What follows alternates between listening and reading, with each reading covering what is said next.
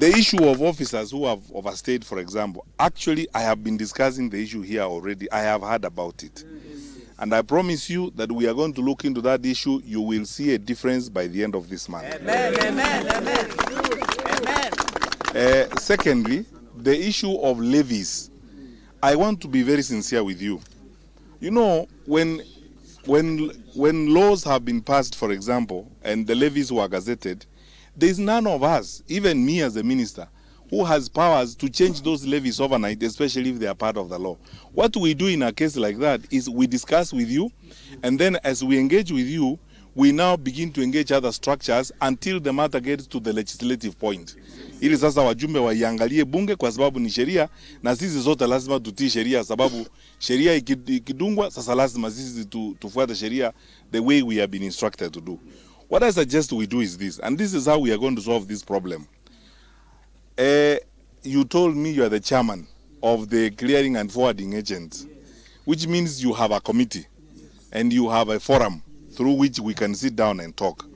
Now, because today I came to ask the regional commissioner to be chairing a monthly meeting here at the border every time to look at these issues, I am going to ask our regional commissioner in charge of Western, Madam Ann Ngetich, to, when she chairs the next meeting this month of this border point, she also chairs a meeting of your forum.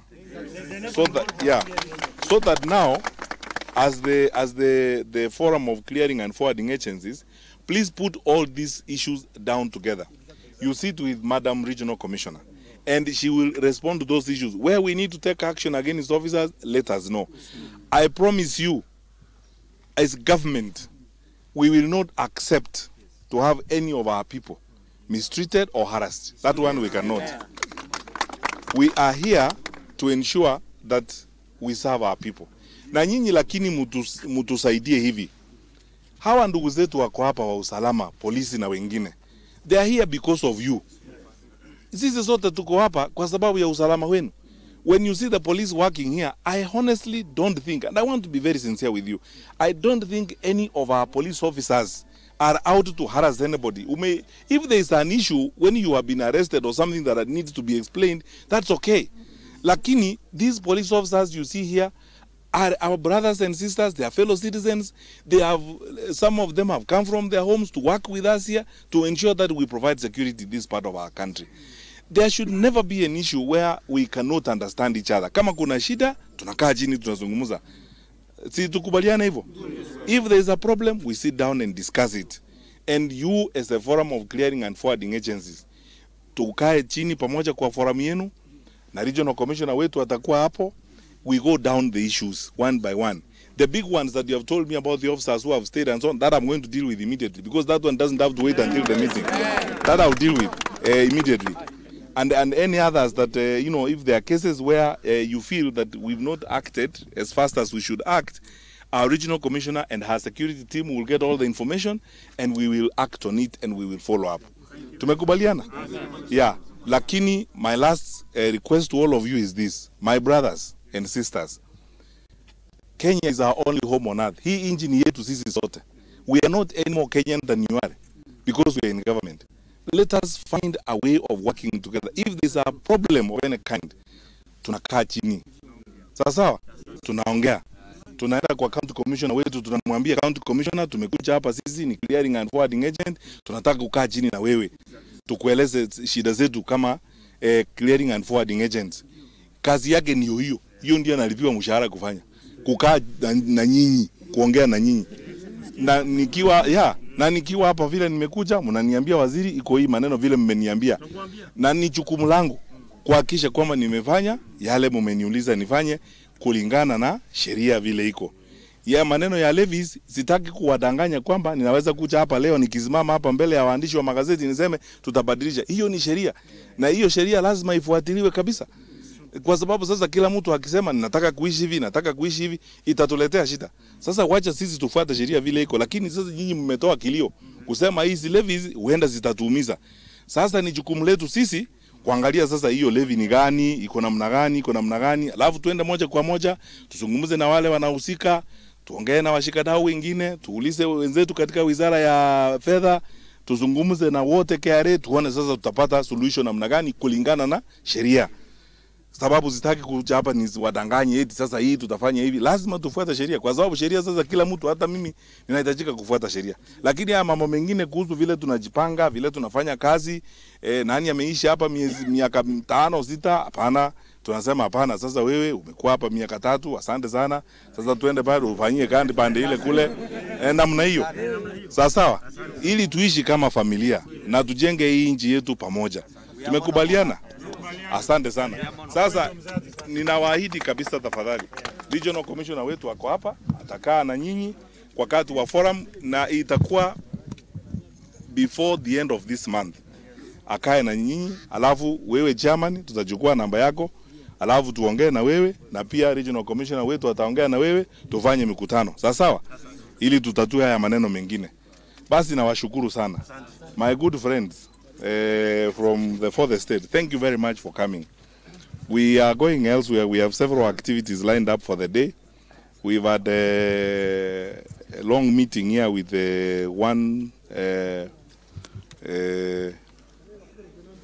the one-stop border point staff, together with the border management committee. You know, there are several issues that we are dealing with related to security, as it were. That's why we've come here, and we are going to intensify our engagement with the field staff that we have across the country. Because, you know, unless you actually go to the field and sit down with our colleagues who are working in the field, sometimes you don't get the reality of what they go through in the field. Challenges we've had, for example, in the importation of illegal importation of goods, contraband, and so on. We want to see that we sort this problem out completely by working with our border points and ensuring that we address the challenges we face there. So I have had a long meeting with our colleagues, and I'm going to another security meeting. We have made several changes, and we are going to make even more changes to ensure that we deal with some of the challenges that we face right now. The only message I have on this, and I will make a comprehensive statement later in the day, is that as government, we are now determined to deal with white-collar crime in the country, whether it is corruption, trade in illicit goods, all efforts that people are making to evade tax, contraband goods, and so on. We are going to fight this very hard. I have already had a long discussion with my colleagues who work in the various agencies who are here at the border, that we are going to act without mercy on some of the mischief that we are seeing around the country. Sugar doesn't arrive in Isli from the sky, or sugar doesn't arrive somewhere in Industrial from the sky. Expired sugar, and contraband goods don't arrive in Nairobi from the sky. They have come through some of our border points. And we are now asking the leaders and the people we have employed who are working within the border points to take responsibility. We are having very aggressive investigations. And you know, for example, that this week alone, we have had like 3 security operations across the country in various areas. Yesterday, we had a very aggressive security operation in Eldred, and it's going on right now in Nairobi and in another part of the country that I don't want to name because we want to move on certain contraband goods. We are very serious about this matter, and we are going to ensure that those who are involved are brought to book, they are disciplined, we take them to court, they face the law, they prove their innocence or lack thereof before a court of law. Because we will not tolerate this kind of thing. It is hurting our country. And no one needs to say this again and again, because you understand what it means: jobs. You know, some of our neighboring countries have stopped dealing with us in certain areas because of our own behavior. The problem we are dealing with in Eldred right now about the adulteration of fuel is something that has actually hurt us and hurt our trade in the region. And we cannot pretend that this is not happening. So, His Excellency the President has firmly instructed us that this is the business we are going to focus on for the foreseeable future. Cleaning up and sorting out white-collar crime in the country, because it's very hurtful to our economy and it has affected all of us. So tutaendelea namna hiyo, and in fact we've just begun. Let me tell you, we've just begun. We are going to be tougher, more rough, and more focused in the things that we are doing, so that we can sort this out. Because the jobs for these young people you are seeing here are messed up because of the messes we have gotten into ourselves in. We are losing jobs because of this illicit trade. We are losing jobs because of revenue leakage. We are losing jobs because of corruption. We are losing jobs because of this nonsense about work permits, and so on and so forth. So it's clean-up time. Let me be very honest with everyone. It's clean-up time, and we are going to work on it ruthlessly. And I have already told my colleagues in the national government who are here, the police officers who are here, my colleagues from the national government administration. You see I'm accompanied by the PS, I'm accompanied by the CAS, Honorable Ntutu who's here. The message we bring to our colleagues in the field is to strengthen them also. That when we are making these difficult decisions, there will be pressure. You will be called. But we have told them that the era of phone calls is now gone. If anyone has an issue and they want to make a phone call, ask them to call the president. That is who will stop us or who will guide us otherwise.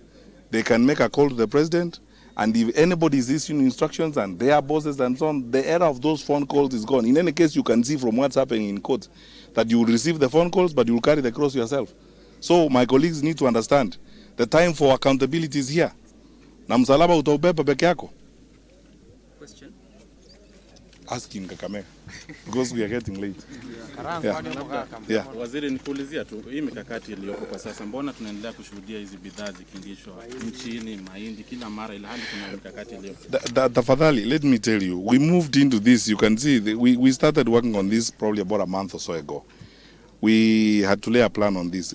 Some of these crimes and some of these things have happened in our country for a while right now. But you know, let us as citizens of the country not focus so much on the past. Let us focus on what we want to do now and the responsibility we have for the future. That's what we are looking at right now. Let us not pay so much attention on, oh, how come this happened? That is why we are investigating it.